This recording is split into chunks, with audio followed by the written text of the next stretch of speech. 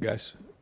Excited about a great week here, and one thing that is great about being at Ohio State is you get a chance to be around the best fans in the land, and I know that this week is going to be, a huge opportunity for us to show a nation, what the best damn fans in the land look like. And so, talked about it on the radio show, and this is going to be that type of game where, we got to be loud on third down every time they have the ball, and certainly the atmosphere is going to be tremendous. So, looking forward to this week of prep and challenging our guys this week to have the best week of preparation they've had all season, and then get after it on Saturday.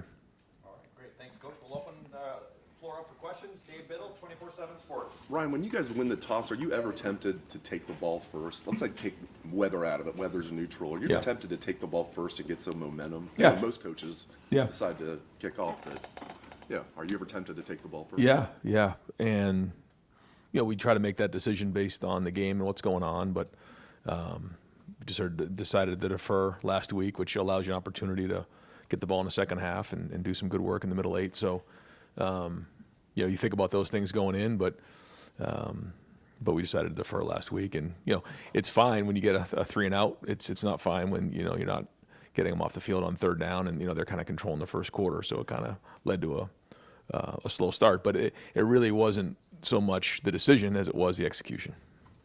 At tight end, how do you feel about your tight end room overall, and how close is Will to coming back? Yeah, he's gonna get out there and practice this week. We'll see how he does, and we're hoping to have him available for Saturday. And the tight end room is growing, and we're getting more and more guys out there, which is good for our team. Over to the right, Adam King, WBNS.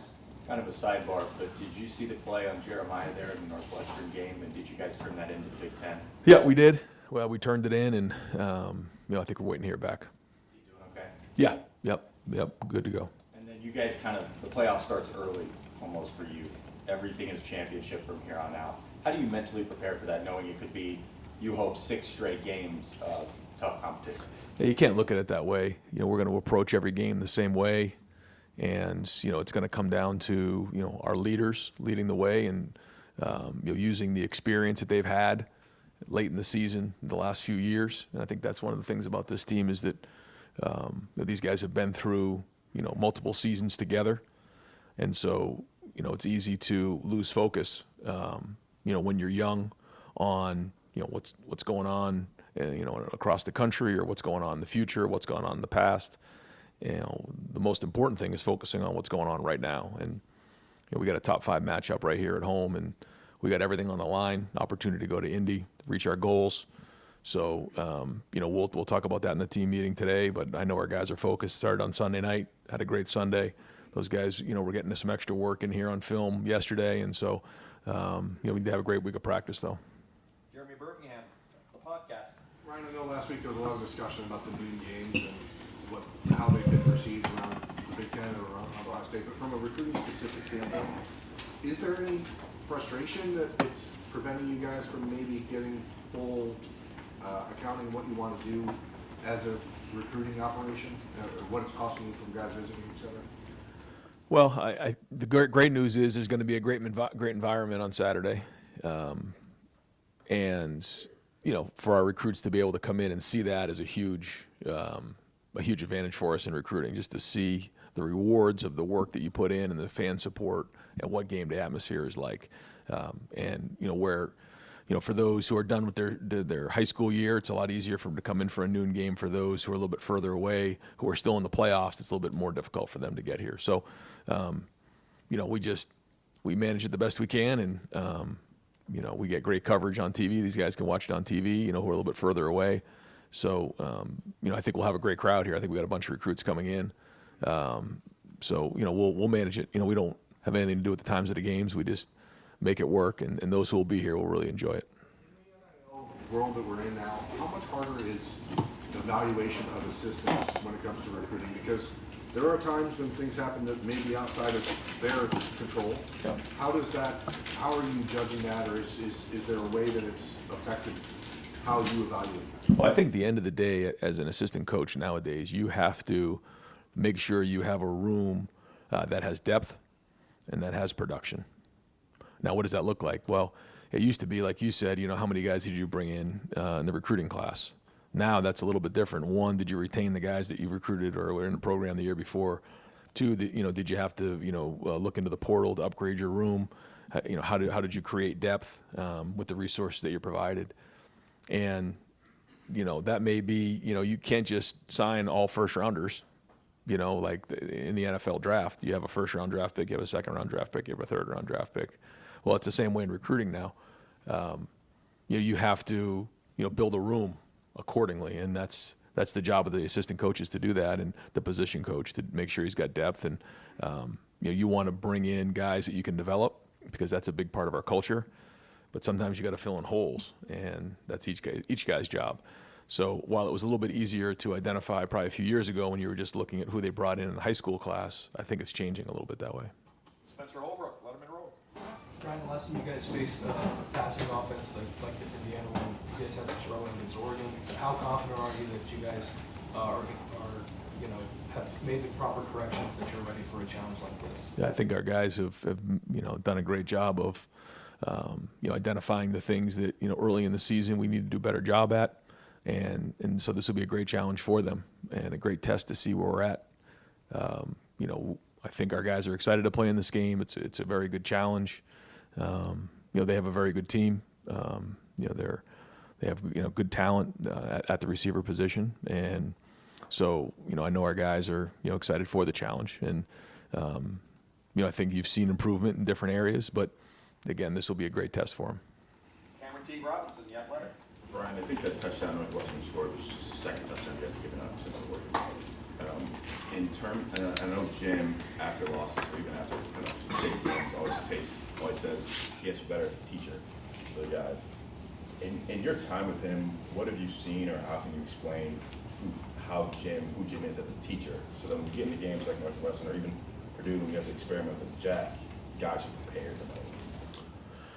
Yeah, I think we all have ownership of what goes on, and that's all of our job to take accountability. I think when it goes the other way, you start to point fingers, then that's not very good for the culture of the team. But we all have to do that, and we have to be honest with ourselves. And even after wins like we've had the last couple of weeks, the issues are still there. We say it all the time, and being honest with each other, like, is that championship level play? And if so, enhance it. If not, you got to get it fixed. And a big part of that is teaching, like we're talking about. I mean, that's what we are as coaches. We're teachers, and the test is really the game on Saturday. And do you grade out a champion or not a grade out a champion? If you didn't grade out a champion, you got to figure out what happened, what went wrong. Where along the line did your teaching go wrong? Was it what you asked them to do? Was it the way that you train them? And so I think that's all coaches look at it that way. But when you're a coordinator and you're putting it all together, you're ultimately responsible. Andrew Gillis, Cleveland.com. Brian, obviously the next 2 weeks and maybe 3 are obviously very important for you on the field, but National Signing Day is in 2 weeks. So how are you guys kind of planning on juggling that as a staff, where it's the most important part of the season for you guys on the field? You also have to kind of deal with the circus that it is off the field. Yeah, that's end of November, early December, this time of year. It's been like this now for a few years, a little bit different, I guess, with things getting moved up, but it's just kind of what it is, and you got to recruit every day, but you also have a game you got to go win. And so it's multitasking at the highest level, but we got great people in the building here that help with all of that and help with the communication. Dylan Davis, Delaware Gazette. When Will decided to come here, one of the biggest reasons that he decided to come here was because he wanted to develop into a top first, second round draft pick. When you looked at him when he got here in January as to where he is now, where is he taking the biggest step in that regard to being a better NFL prospect? I think the first thing is he's got a command on how we're trying to run our offense. I think he's got a good handle on protection, the run game. But I also think, he's seeing the route structures and how we do things and progressions better. I think his footwork is timing up better with the routes. I think he's got a good handle on our receivers. He's learning, more and more about third down, red zone, 2-minute. And that's really how you win games as a quarterback, as you start to continue to get higher levels of football. So a big part of it is his preparation. Not that he didn't do that where he was before, but you just see it growing each week. Bill Landis, Kings of the North, and the podcast. Right, I think Emeka had 12 touches when you guys played Oregon, and I think he's had 12 in the 4 games since then. Are teams doing anything to make it more difficult to get him the ball? Is it ever in your mind as the game is happening, like, hey, we have to make sure Emeka's getting his hands on the ball? I think one of the things from this year, when you just look at the number of plays we've had, and then when you look at the number of possessions we've had, they're down, and that's because we're huddling and going a little bit slower on offense for a lot of different reasons. But when you also have a game where the end of the game is kind of getting a little bit run into the ground, and those guys aren't playing the last couple of possessions, that adds up too. So I think that plays into it. And I shared this with our team, and I probably shared this with you guys. Down the stretch with our guys, and we have a lot of really good players who want the ball in their hands. But a big part of this team here wants to win, and so we all have to be willing to sacrifice, and we have to be unselfish because we've had guys who have won awards before and had number one this, number one that, but ultimately like this team wants to win, and they have one mindset. So to me, it's not about touches, and the guys have been great about that. I think Emeka's been a great example. I think both running backs have been a great example of that. It's like I just want to do whatever I can to win the game, and those awards will come over time with a body of work. But there are going to be games where you're going to look at this, the stat sheet and not see as gaudy of numbers as maybe we've had in the past. But that's also because of the tempo, how we're running the offense now. I guess along those lines, I remember last year at Notre Dame, Emeka has a huge game for you guys. Touched the ball a lot against Oregon. He scored against Penn State this year. He does, regardless of how the season's flowing, he seems to have moments when you guys play big games. And I guess I'm not asking you to divulge game plan here, but how much is it on the top of your mind when you're preparing for a game like this? Like, who are your guys that have showed you already that you can count on them in these situations? Yeah, we try to have a balanced attack going into every game. We try not to just focus on one player or one personnel grouping or one formation. We try to spread the ball around. Now, the coverage will dictate where the ball goes, but where we put the pieces, and I think Brian's always done a great job of that, and Chip is a big part of that as well. As where is everybody at? The ball's not just going here. It's not just going to the receiver. It's not just going to the tight ends. It's not just going to the running backs. We try to move that thing around and not just focus on one guy. We try to spread it around, and then the game is going to go where it goes. But I think our guys deserve that. I think all of our receivers who play deserve the ball. They work on the perimeter in terms of blocking. They're very productive, and it's the same thing with the tight ends and the running backs. So. I think that also puts the most amount of stress on the defense when you have to defend everybody. Don Tiberi, WBNS. Coach, I don't know how many of us would have predicted a top 5 matchup with Indiana being 10-0. When you look at them, and this is a team that was 3-9 a year ago, what jumps out as you look at this football team? Yeah, I think the first thing is that I don't think their players get enough credit.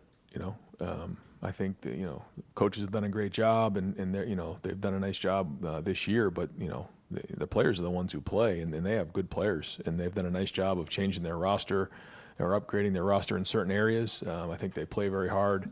They are well coached. They take care of the football. They cause turnovers. They play well in special teams, and their best players play on special teams. For instance, their top running back is back there as a protector in the punt, and which does a lot of things. Like it shows that special teams are important to them, but it also makes you be aware that hey, there's a running back there when you're punting. So I think there's a lot of things they've done, but you can see that they've been very successful in everything they've been looking to do in terms of installing a culture, in all 3 phases, and so it's going to be a great challenge for our team. We're looking forward to it. Very confident.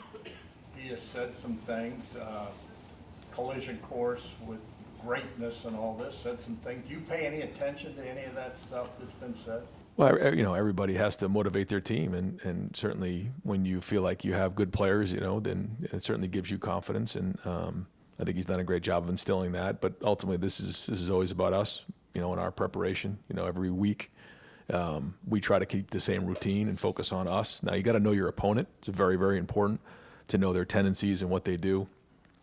But in order to be consistent week in and week out, you got to keep the same routine. And that's about our routine. That's about our focus and what we need to do and all the different, core values that we believe in terms of winning games. And that'll be the same this week. Matt Murphy, 24/7 Sports. Ryan, not every game, but you guys have had times where maybe the offense starts slow, defense starts slow. I think you could say Saturday was a little bit of both. When you have looked back at some of those slow starts on either side of the ball, do you see any common connections or things that have been pointed out to try and get those faster starts, which obviously going forward you'll need? I think we all have the same expectation that, every time we touch the ball, we're going to go right down and score, and every time the defense goes out there, we're getting 3 and outs. But the truth is that we play against good teams, and they have good players, and they're going to move the ball every now and again and convert on some third downs and get some stops on defense.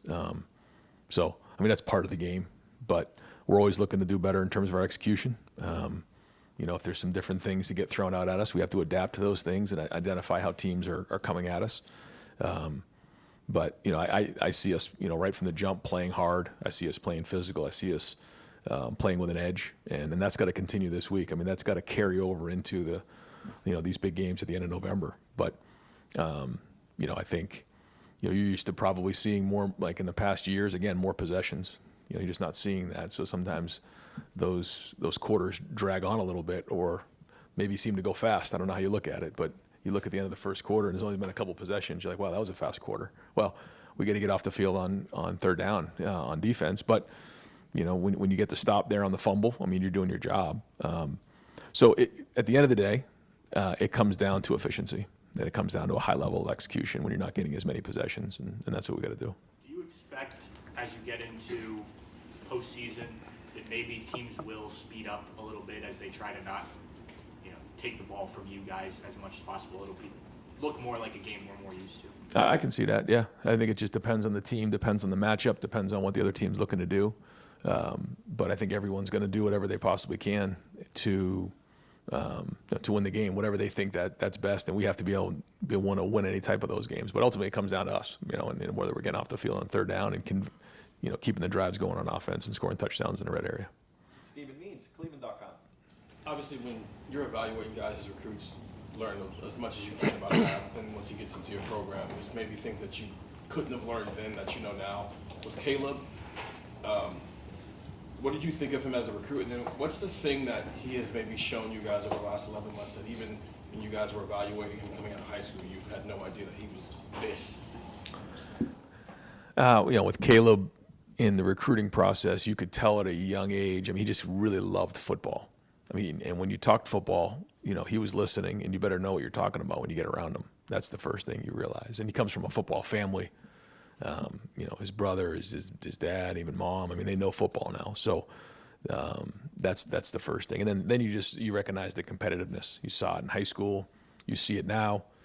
He wants to always be involved in the games. It doesn't matter what the score is. He's bugging me about getting back in the game. It doesn't matter what the score is.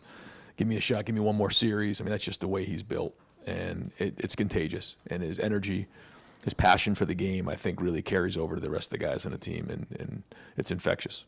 That IQ that he has, you see it a lot of times with quarterbacks, right? Like, I think CJ was like this, where he could recount all types of stuff. Can you teach that, or is that something that is just kind of an innate trait that a kid has at his age? And it's a lot of times it's innate. The more reps you get, guys can start to get a feel for it more and more. But there's just certain things that guys have. They can see things before it happened, and that's the whole idea of anticipating as opposed to reacting. And the more preparation that you do, the more you can anticipate.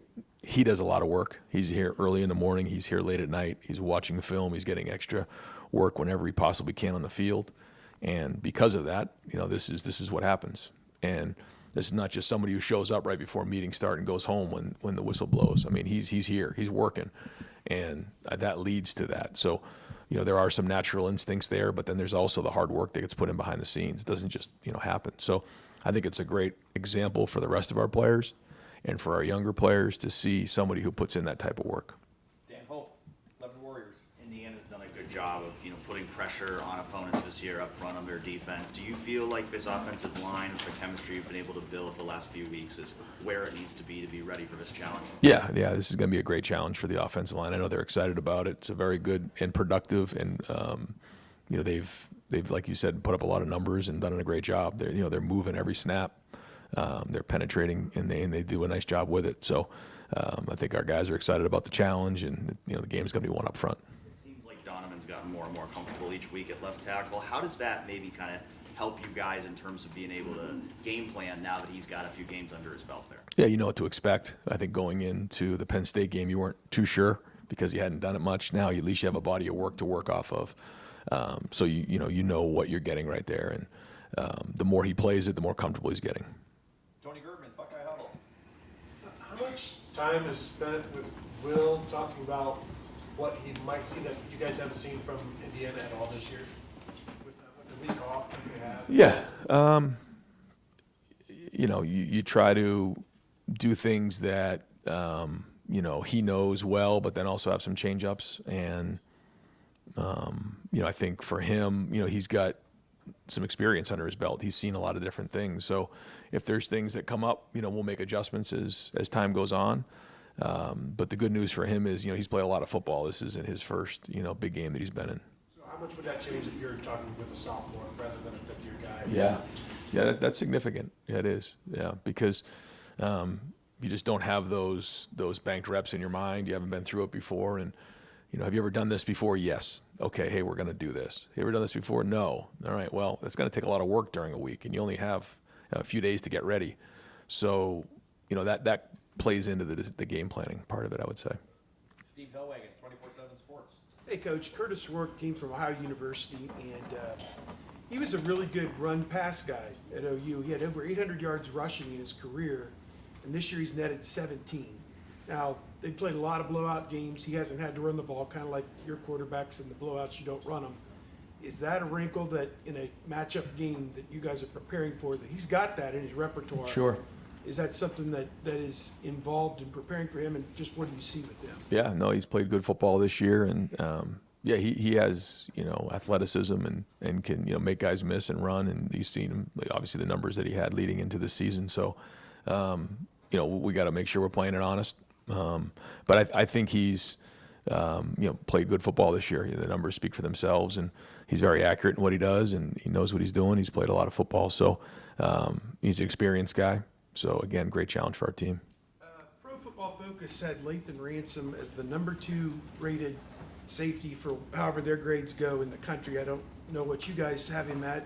Probably pretty high. Seems like he's played pretty well. But just your thoughts about him, and I mean, is it outlandish to think that you have both of the first team safeties in the Big Ten with Lathan Ransom and Caleb Downs? I mean, it seems like they both had a pretty good year. Well, the first thing I'll say about Lathan and Caleb is they both bring a lot of energy to the table, and they're leaders. And again, energy is contagious. Execution fuels emotion, and they're executing well too. So they need to have great games. In this game, our best players have to play well. I mean, that's just the way it goes when you're in these types of games. And I think Lathan, has played a lot of football here. You're seeing some of the best play right now. He's physical. He prepares. He cares a lot about his teammates. He cares a lot about Ohio State. He came back to win, and I'm glad he's a Buckeye. Bill Rabinowitz, Columbus Dispatch. Both you and Indiana. I mean, Indiana's really rebuilt their team with transfers. You've supplemented the roster with, and all your top 4 guys are really hit the jackpot with. How important has that been, obviously, but more importantly, what's the challenge of fitting those kind of guys into your culture? Because that's probably the key, right? Yeah, I think what's unique about this situation is that, Coach Ignetti came over from James Madison and brought a core with him. So there was already a group of guys that knew the culture, and then he, integrated it with those guys, had some success early, and then it's just kind of grown from there. And I think that's a winning recipe, I think when you come in, without having guys who know, your culture, that's a little bit of a different approach. And, for us, we want to make sure we're retaining as much of the roster as possible on a yearly basis, knowing that that's not possible to do everybody, but to keep the culture alive and to make sure we're recruiting the right people for our program. But, every program has their own philosophies in a different situation and has to respond appropriately. But at the end of the day, it's about, having a team who believes in, what you're trying to get done as a program, and then, also wants to play for each other. That's the thing about this team here. They're not worried about individual accolades or anything like this, especially late in the season. They're focused on winning, and they want to play for each other. And when you have that, you have a chance. And maybe I ask you to state the obvious, but just how crucial have those 4 guys been to the success this year? Yeah, they've been a big part. not only just the production but the leadership. And I think they've also just been respectful of the culture, respectful of the program, and the fact that they didn't just come in and just start, barking at everybody. They earned the respect of their teammates, and then really fell into it. Now, when you look at Seth and Will, they're both playing leadership positions, and so that naturally happened. But they've been excellent in those areas. Austin Ward, podcast. Ryan, I can't remember a time that Denzel has ever been lacking in self-confidence, but the last few weeks, and maybe dating back to Oregon, just he looks frustrated. Even the throw on the sideline that he gave up on Saturday, just like after the play, just he looks frustrated. Are you sensing that from him? What is the confidence level he's working with right now? Yeah, I think he's going to have a great game this weekend. I think he's going to have a great week of preparation. Had a great conversation with him the other day, and he's excited about playing in this game. And they completed that one on the other day, but he knows he's got to play his best in big games. And I think he's going to have a great week of practice, and I'm looking forward to seeing him play on Saturday. You mentioned earlier just like the challenge for the pass defense and what Indiana's bringing. If you the last 4 games since Oregon, what have you guys thought about the evaluation for Denzel and Davison? Yeah, I think there's been really good, aggressive. There's been other things that we got to get better at, just like everybody else. But we know we're going to get challenged out there. I mean, that's just the way it is. Especially now and in this game, they're going to challenge us on the perimeter. That's just the way it works. So, our guys got to learn from things that have gone on in the past and make those adjustments. And I know Tim and Matt and all those guys are working hard in the back end to make sure that we're giving them the best chance to do that. But the bottom line is, this coaching staff and all of us believe in those guys. We love their competitiveness. We love who they are. They're team players, and excited to see their week of work and excited to see them play on Saturday. Joey Kaufman, Columbus Dispatch. When you guys have faced good receivers before this year in Oregon, just wondering how this group of Indiana guys, their pass catchers, still got, it seems like they got a lot of guys who've been able to score, just the depth and the overall. They've got like 4 or 5 guys that have had multiple touchdowns this year. What makes them a good receiving board? Yeah, they're very productive. They made a lot of plays this year and look like they run really good routes and have good ball skills. And so we've played good receivers before, but these guys are just on par with those guys. And so again, we got to get to work this week and make sure that we have a great week of preparation so that our guys know what it's going to feel like on Saturday. But the combination of the route running, the throwing, the catching, and the way that the quarterback and the receivers work has been very productive up into this year. So again, big for our guys this week. Mr. Melton was on the unavailable list last week. Just what's his status? Yeah, he's going to practice today, and we'll kind of monitor as the week goes on. We'll wrap things up. Tim May, Letterman Row. Yeah, Ryan, how simple does it make it from a motivation standpoint? By the way, thanks, Jerry. How simple does it make from a motivation standpoint to face your team like yesterday and go, we win, we're in, winning takes care of everything? I mean, how simple does it make it in that aspect here in this last three games you want to play in the conference, including the championship game? Well, it's been like that, really since after the Oregon game. That hasn't changed. You lose any one of those games, then you're out. So that's not changed. We've always monitor, after the game's over, Saturday night, Sunday morning, what's going on across the conference. We saw, Indiana is becoming a big game. It's now a top 5 matchup. So, yeah, our guys are fired up for this one and know that this is a must-win for us. We've got to go win this game to go play in Indianapolis. And I know the team, the coaches, everybody in this building, the fans know what kind of a game this is, and we've got to bring it on Saturday. And the other thing, just 2 quickies. Number one, when you see a Dave Adolph make a play like he did, it's not just the 5-star guys, about this team. I mean, what is it that you really like about the makeup of this team from the standpoint of the guys you brought in, the guys who are have been rising through the ranks, et cetera? Do you feel like you've got that, just that cohesion you want at this point in the season? Yeah, I mean, that's kind of what we were talking about, when Byrne was asking the question about your room. There's a guy right here who, is on the roster, and he's making a difference on special teams. We need those types of guys, on the team. And, how much he gets to play at receiver, we'll see as his career goes on, but he's making a difference on special teams. That's a big deal.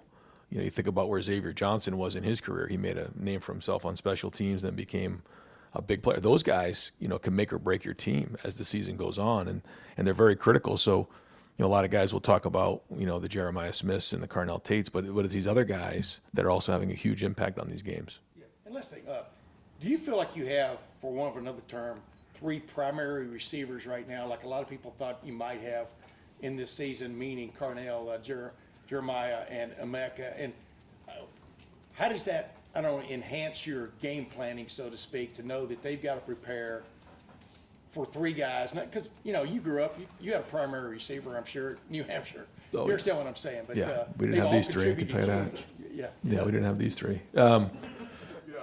Yeah, I mean, it makes a big difference when you know, it's very difficult to just double or you know, say we're going to take this guy away when you have, you know, other guys on the other side of the ball who can do, you know, what they can do. So, you know, and then again, you have your tight ends, and, you know, I thought the throw and catch to G. Scott in the game, you know, he was lined up on a Mike linebacker there, or I think it was the Will linebacker. They were doubling outside on Carnell.